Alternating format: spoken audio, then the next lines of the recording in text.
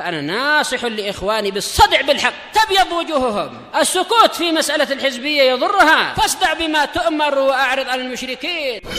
سلامي على دماج ورجالها والشيخ يحيى ودار العلم يا سعد بانيها. Bismillahirrahmanirrahim. Alhamdulillahi hamdan katsiran tayyiban mubarakan fih kama yuhibbu rabbuna wa yarallah. Asyhadu an la ilaha illallah wahdahu la syarika lah wa asyhadu anna Muhammadan abduhu wa rasuluh sallallahu alaihi wa ala alihi wa ashabihi wa man tabi'ahum bi ihsanin ila yaumiddin. Amma ba'd.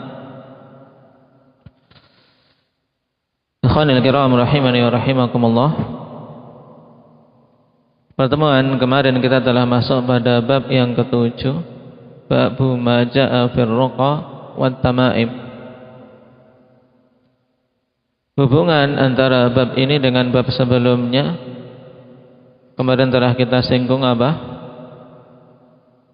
Indaka ya syukran.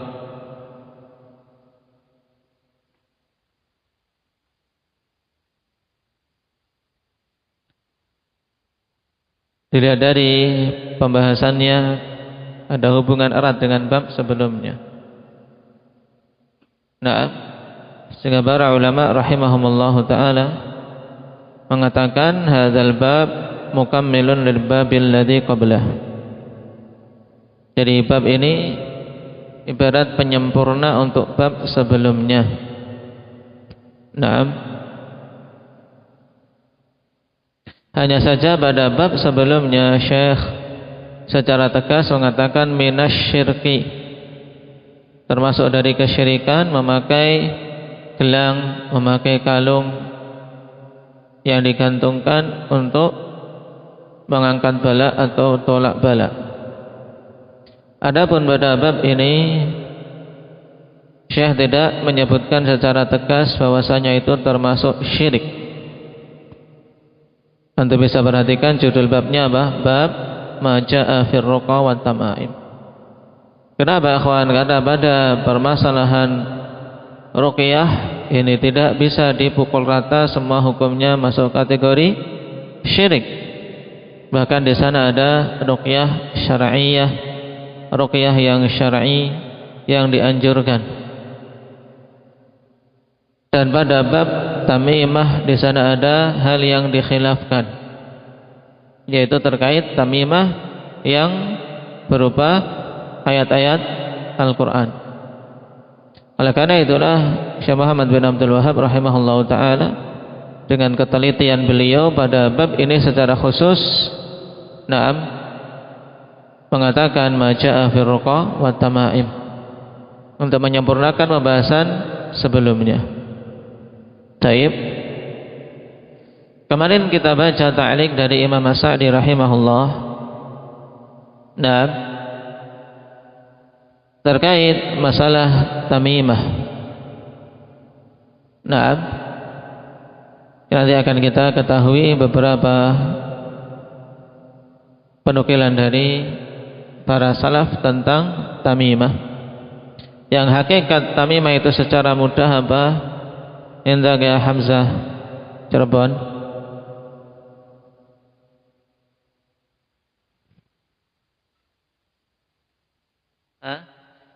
Jimat-jimat taib, yaitu kullu ma yu'allaqu li gharadi daf'i syar au jalbil khair au jalbin nafa', yaitu segala sesuatu yang digantungkan, diikatkan, dikalungkan sama untuk tujuan menolak keburukan atau mendapatkan kemanfaatan. Ini sebagaimana telah kita lewati kemarin. Makanya dikatakan oleh Syekh As-Sa'di apa? Ta'liq tata'allaqu biha qulubu muta'alliqiha. Taib. Karena ta'alluqul qulub, Nah, segala sesuatu yang digantungkan. Nah, yang orang yang menggantungkannya hatinya terkait dengannya. Keterkaitan hati itu berupa apa? Harapan untuk bisa menolak keburukan atau mendapatkan manfaat. Paham? Sehingga pengertian-pengertian yang diberikan oleh para ulama saling menguatkan satu sama lain. Taib, jadi keterkaitan hati tersebut pada masalah apa? Pada masalah tadi, harapan. Harapannya untuk tolak bala, menolak keburukan atau untuk mendapatkan kemanfaatan. Taib. Dan hukumnya telah kita baca kemarin dari penjelasan Imam As-Sa'di rahimahullahu taala. Apabila terkandung padanya permintaan tolong kepada selain Allah, maka jelas hukumnya apa? Zakaria? Syirik akbar. Taib. Jika tidak terkandung itu, nah, tapi dari hal-hal yang tidak ada hubungan sebab akibat. Nah, tidak ada hubungan sebab akibat dan dia yakini hanya sebagai sebab tolak bala, maka jelas hukumnya apa? Muhammad Sidah? Syirik asghar. Taib. Kemudian kalau yang digantungkan tersebut berupa ayat-ayat Al-Quran, inilah yang terjadi khilaf. Ada dua pendapat di kalangan para ulama ikhwanifillah yang membolehkan dan yang melarang. Taib. Yang membolehkan di antara alasan utamanya tentang tamimah dari Al-Quran dengan keumuman ayat. Keumuman ayat bahwasanya Al-Quran diturunkan apa? Syifa'ul linnas. Taib, sebagai sebab kesembuhan. Wa nunazzilu minal Quran ma huwa syifa'un. Nah, sehingga ketika digantungkan sebagai kalung pada anak yang sakit-sakitan misalnya, digantungkan untuk kalung, atau anak yang sering histeris misalnya, sering mimpi-mimpi misalnya, kemudian digantungkan itu, mereka mengatakan boleh. Ini pendapat yang pertama. Nah, dan pendapat ini diriwayatkan dari salah satu pendapat Imam Ahmad, dan itu zahir dari pilihan Imam Ibnul Qayyim rahimahullah. Nah, zahir pendapat Ibnul Qayyim rahimahullah taala.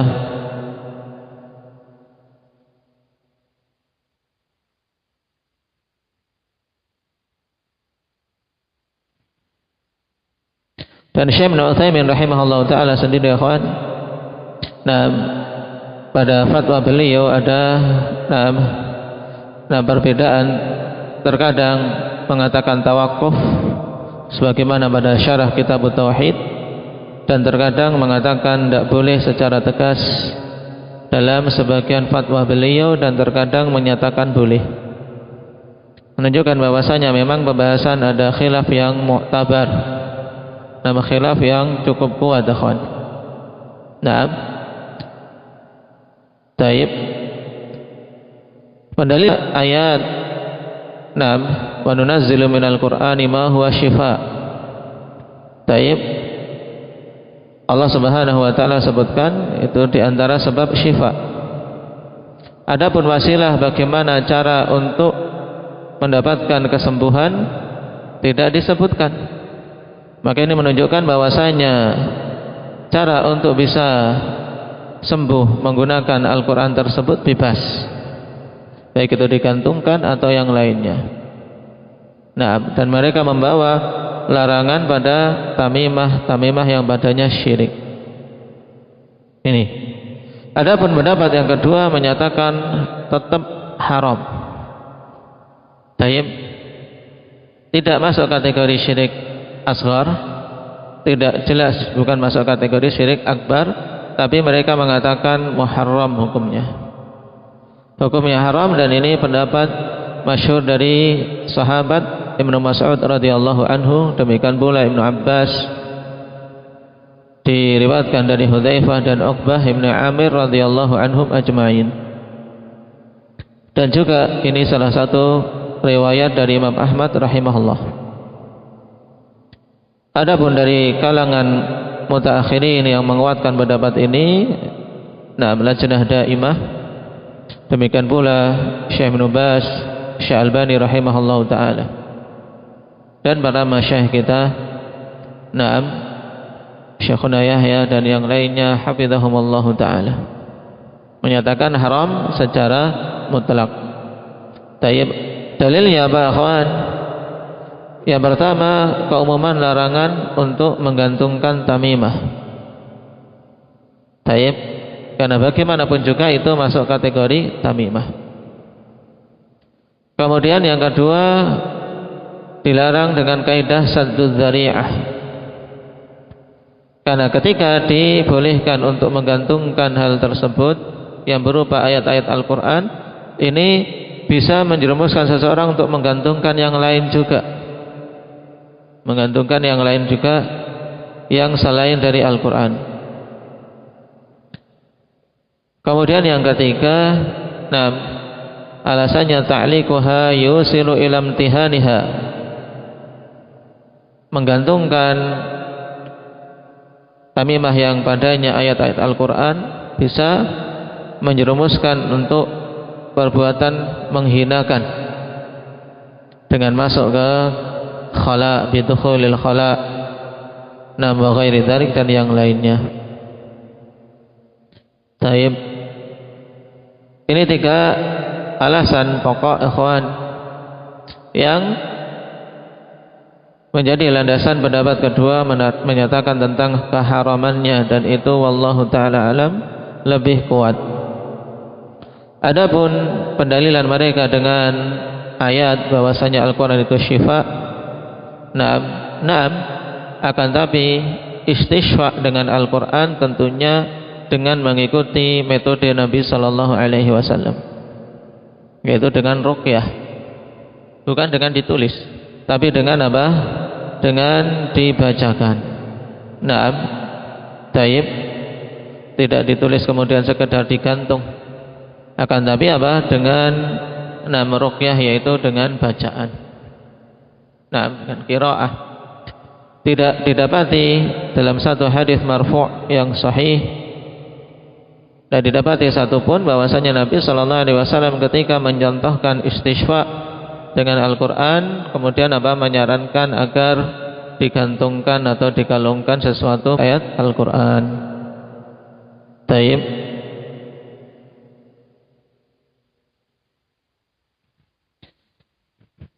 Adapun beberapa athar yang diriwayatkan dari sebagian sahabat, mereka berpendapat bolehnya, maka pada itsbat athar tersebut ikhwan, seperti athar Abdullah bin Amr, padanya kalam, taib. Ada perbincangan disebabkan perawi yang mudallis padanya dan telah meriwayatkan secara an-an, dan seandainya sabit maka dibawa pada apa? Maksud at-ta'lim, maksud apa? Pengajaran, yaitu ditulis suatu ayat Al-Quran agar anak ini menghafal dari situ, bukan untuk tamimah. Sehingga tidak ada pegangan bagi pendapat pertama dengan athar-athar yang datang dari sahabat, karena mereka tidak memaksudkan untuk tolak bala atau apa? Atau mengambil kemanfaatan.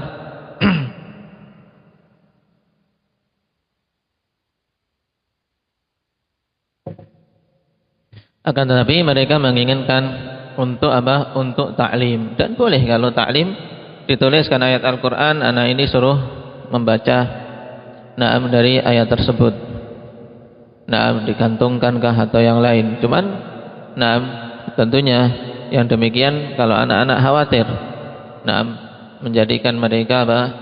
Terjatuh dalam imtihan, meremehkan atau menghinakan ayat-ayat tadi. Yang jelas athar-athar yang kita dapati dari sahabat yang sabit, mereka secara tegas melarang. Taib. Ini tambahan untuk pembahasan tamimah yang kemarin kita baca, ikhwan.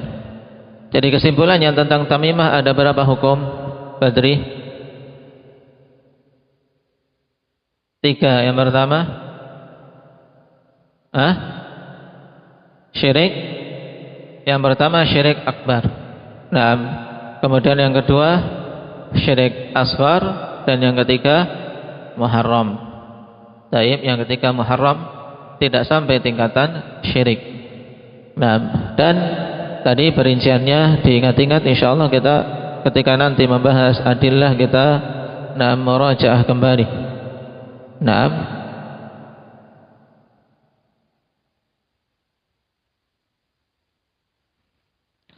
kita lanjutkan terkait ar-ruqa. Taib. Ar-ruqa jamak dari ruqyah.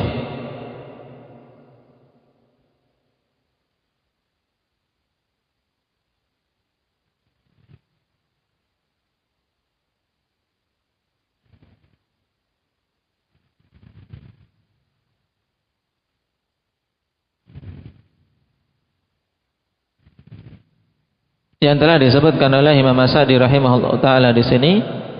Nah, hukumnya ikhwan apabila itu dari Al-Qur'an atau As-Sunnah atau dari Al-Kalamul Hasan, yaitu perkataan yang bagus yang tidak terkandung padanya syirik, maka hukumnya bagaimana, Kashfi?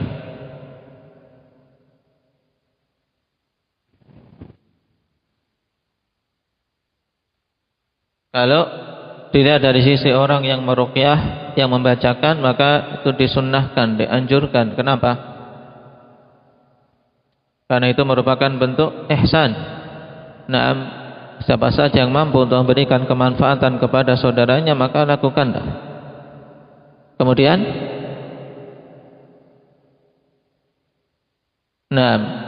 adapun dilihat dari sisi yang diruqyah, maka hukum asalnya jaiz, hukum asalnya diperbolehkan. Hanya saja diberikan tanbih oleh Imam As-Sa'di. Bagaimana tanbihnya? Indak ya Salman, terkait yang diruqyah.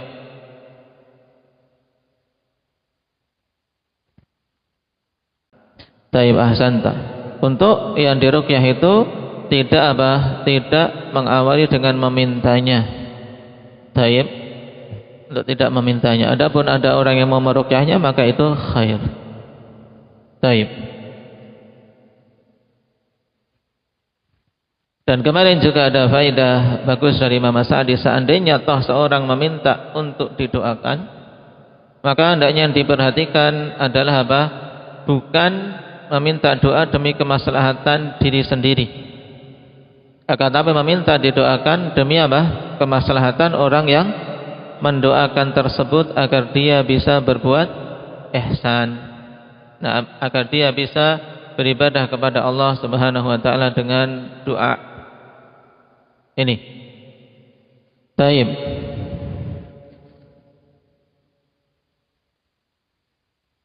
Kita lanjutkan. Qala Imam As-Sa'di rahimahullah, wa in kanatir ruqyatu yud'a biha ghairullah wa yutlabu asy-syifa'u min ghairihi fa hadha huwa syirkul akbar. Dan bila ruqyah itu diseru dengannya selain Allah, yaitu dimintai dengannya selain Allah, berdoanya yang diminta untuk menolak bala atau memberikan kesembuhan adalah selain Allah. Wa yutlabu syifa'u min ghairihi, dan diminta kesembuhan dari selain Allah, maka ini hukumnya jelas, yaitu syirkul akbar. Hukumnya syirik akbar. Li'annahu du'aun wastighatsatun bi ghairillah. Karena itu merupakan bentuk doa dan istighatsah dengan selain Allah. Fafham hadzal tafsil, maka pahamilah perincian ini.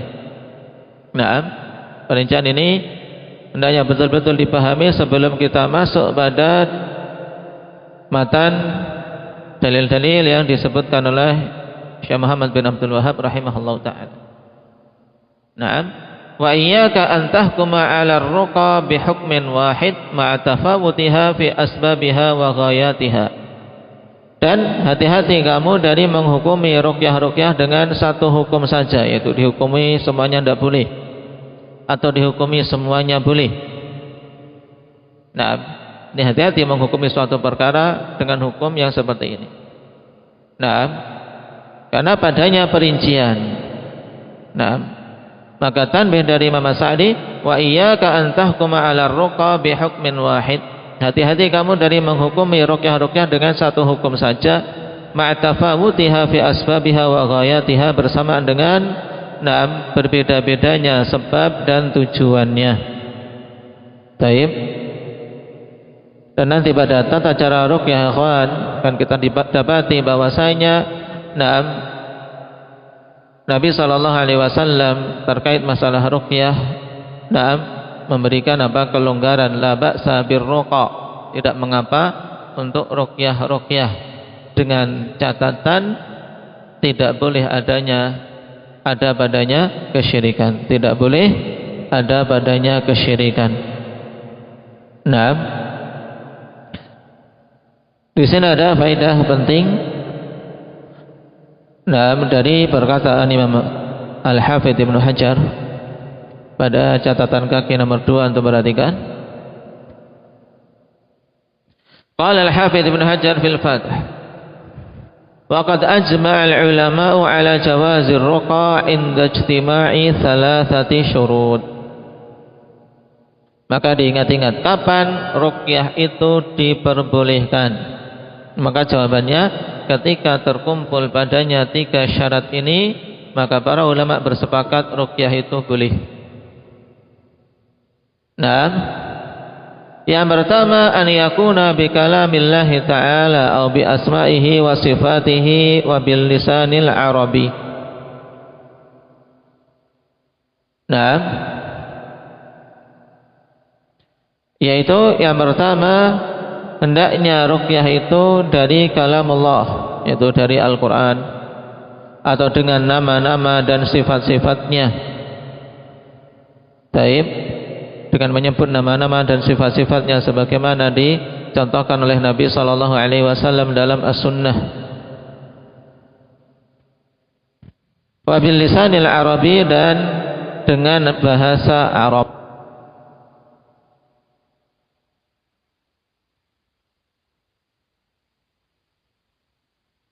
Taib, apabila yang meruqyah itu adalah dari kalangan Arab, ikhwan. Makanya syarat yang kedua, au bima yu'rafu ma'nahu min ghairi, atau dengan apa-apa yang diketahui maknanya. Kalau tidak dengan bahasa Arab, tapi dengan bahasa lain harus diketahui maknanya, bahwasanya makna tersebut tidak ada padanya kesyirikan. Taib.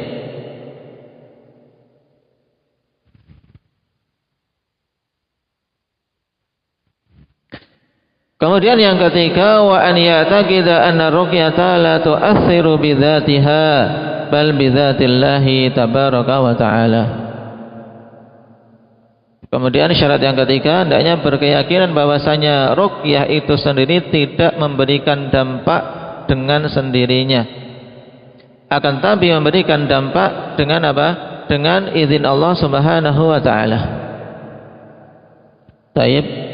Ini 3 syarat, ikhwan, apabila ada pada suatu ruqyah, maka tidak ada khilaf tentang bolehnya. Taib. Berarti kesimpulannya, ruqyah itu harus dari kalamullah, berupa kalamullah, dari Al-Quran, atau kalau bukan dari Al-Quran, yang penting padanya nama-nama dan sifat-sifat Allah dengan bahasa Arab.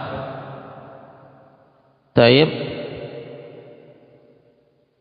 Kemudian yang kedua, kalau tidak dari bahasa Arab, yang penting dengan sesuatu yang diketahui maknanya. Kenapa harus diketahui maknanya? Agar baca orang tidak membaca ruqyah tapi ternyata dia apa? Dia terjatuh dalam syirik karena maknanya tidak jelas. Simsalabim abrakadabrak misalnya atau apa.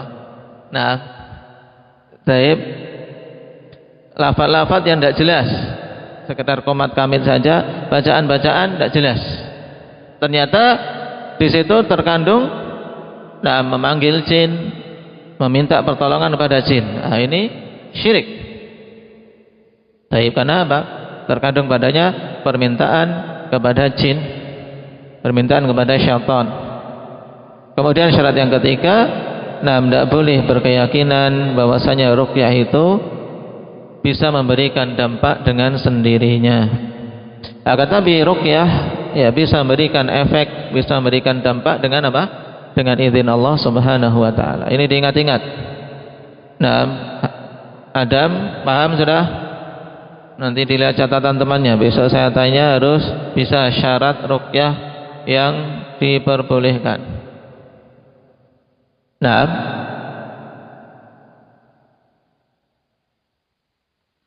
sekarang kita lanjutkan ke adillah yang dibawakan oleh Syekh Muhammad bin Abdul Wahhab rahimahullah ta'ala.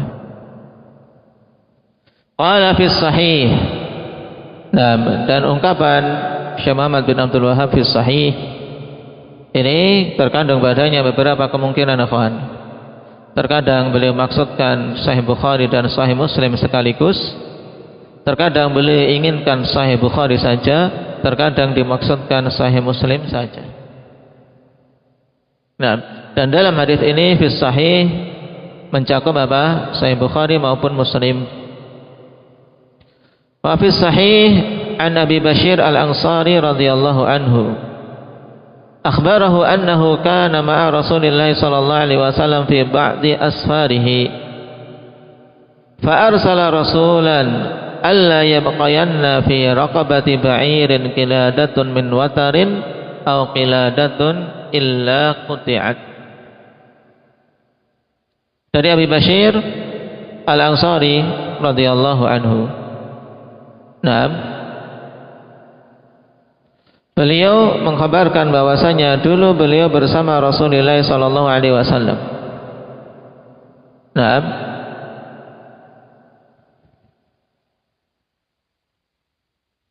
Pada sebagian safar Nabi sallallahu alaihi wasallam, dan mayoritas safarnya Nabi sallallahu alaihi wasallam, ikhwan, naam, safar kemungkinan itu haji atau umrah atau jihad. Naam. Taib, safar yang padanya niatan ibadah. Maka upayakan juga, ikhwan, seorang safar, seorang bepergian tidak keluar dari hal tersebut, memiliki kaitan dengan ibadah, entah itu ziarah ikhwah atau silaturahim, ataukah penunaian ibadah, ataukah dakwah, ataukah talabul ilm. Seandainya pun asalnya safar itu mubah, yaitu untuk mengajak keluarga untuk bisa sedikit merasakan kegembiraan, maka diarahkan pada hal-hal yang mengantar kepada ibadah, itu agar jiwa yang penat bisa bersemangat kembali dan seterusnya. Taib. Dan Abu Bashir Al-Ansari radhiyallahu anhu, disebutkan oleh Imam Ibn Abdul Bar rahimahullahu taala, la yuqaf ala ismihi ala sihhatin la yuqaf ala ismihi ala sihhah wa huwa masyhurun bi kunyatihi. Abu Basir Al-Ansari, ikhwan, tidak ditemui nama yang sahih tentang beliau.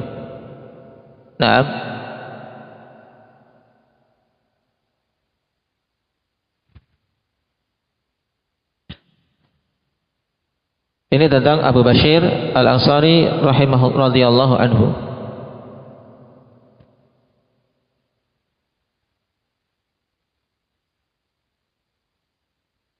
Dan terkait safarnya Nabi sallallahu alaihi wasallam ini juga fi ba'di asfarihi,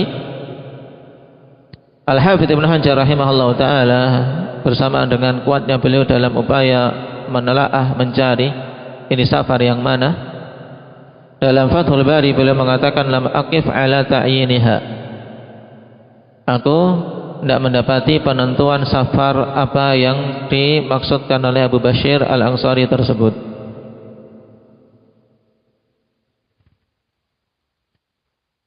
Nah, Abu Bashir mengkabarkan bahwasanya beliau bersama Rasulullah sallallahu alaihi wasallam pada sebagian safar-safar beliau, fa arsala rasula, kemudian beliau mengutus seorang utusan. Utusan ini akhwan dalam sebagian riwayat namanya Zaid ibnu Harithah. Nah, utusan ini siapa? Beliau adalah Zaid ibnu Harithah radhiyallahu anhu.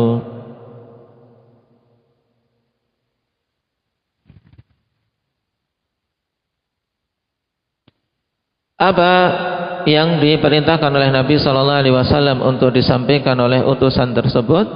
Alla yabqayanna fi raqabati ba'irin qiladatun watarin aw qiladatun illa quti'at.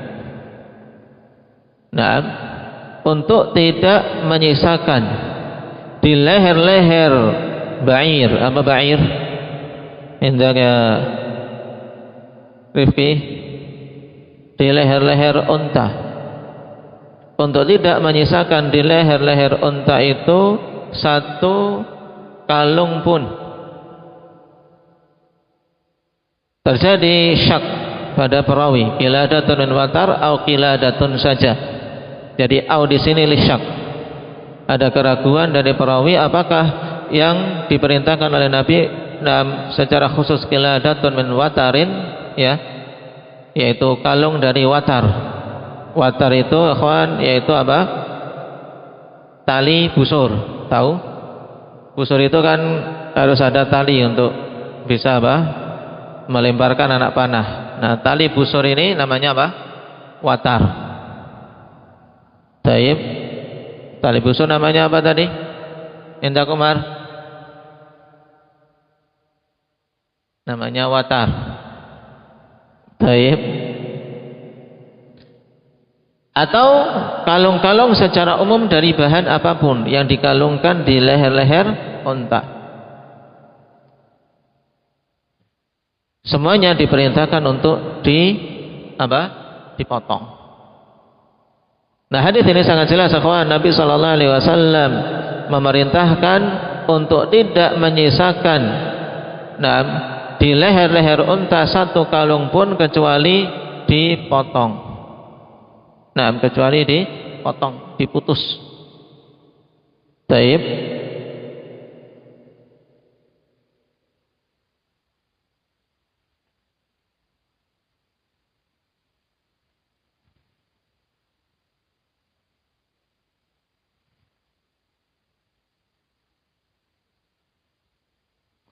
Dan dikatakan oleh Ibnu Qasim rahimahullah ta'ala dalam hasyiah beliau, wa kana ahlul jahiliyah idza khalau laqal watar abdaluhu bi ghairihi wa qalladuhu dawab. Ini asal muasal kenapa kok pada unta-unta mereka dikalungi bekas apa? Bekas dari tali busur. Karena dulu orang-orang jahiliyah kalau busur panah tali busurnya putus, mereka kan ganti. Tapi bekasnya ini mereka jadikan sebagai apa? Sebagai kalung untuk binatang mereka. Nah, sebagai kalung untuk binatang mereka, apakah itu untanya ataukah sapinya? Nah, i'tiqadan minhum annahu yadfa'u 'anid dabatil 'ain wa yadfa'u 'anhumul makarih. Dikarenakan keyakinan mereka bahwasanya bekas tali busur tersebut itu akan apa? Akan menolak dari binatang tadi ain dan bisa menolak hal-hal yang buruk. Baik. Maka kalau berdasarkan hal ini berarti keyakinan mengalungkan tali busur di leher-leher binatang dengan keyakinan untuk sebab tolak bala, maka masuk pada pembahasan sebelumnya yang telah kita rinci. Nah, itu masuk dalam hukum apa? Minasyirki lubsul halqati, na'am, lidaf'il bala aw raf'ih. Taib, termasuk dari kategori syirik asghar karena berkeyakinan sebagai sebab. Taib. Dan itu syahid dari hadis tersebut, akhwan. Hadis yang dibawakan oleh Syekh Muhammad bin Abdul Wahhab rahimahullahu taala di awal bab ini.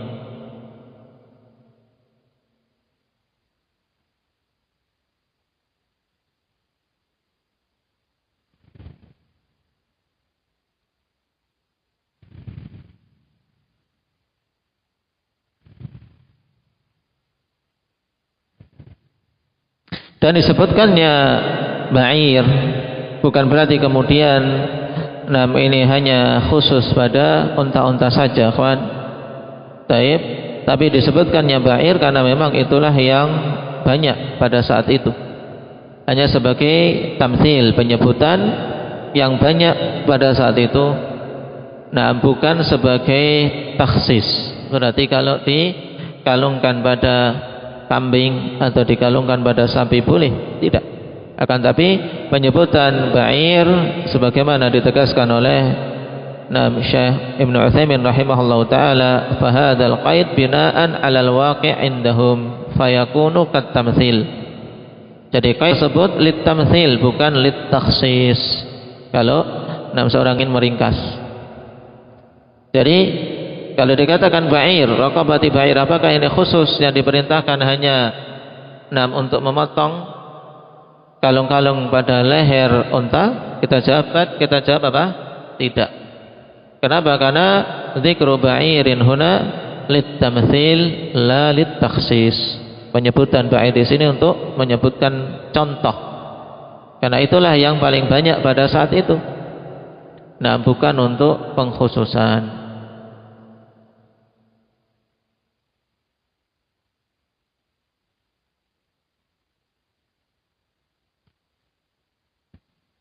Dan kita tambahkan, ikhwan, fawaid yang disebutkan oleh Syekh Ibnu Utsaimin di sini. Nah, diambil faidah dari hadis ini jelas annahu yanbaghi li kabiril qaum an yakuna mura'iyan li ahwalihim fa yaftaqiduhum wa yanzuru fi ahwalihim. Ini jelas.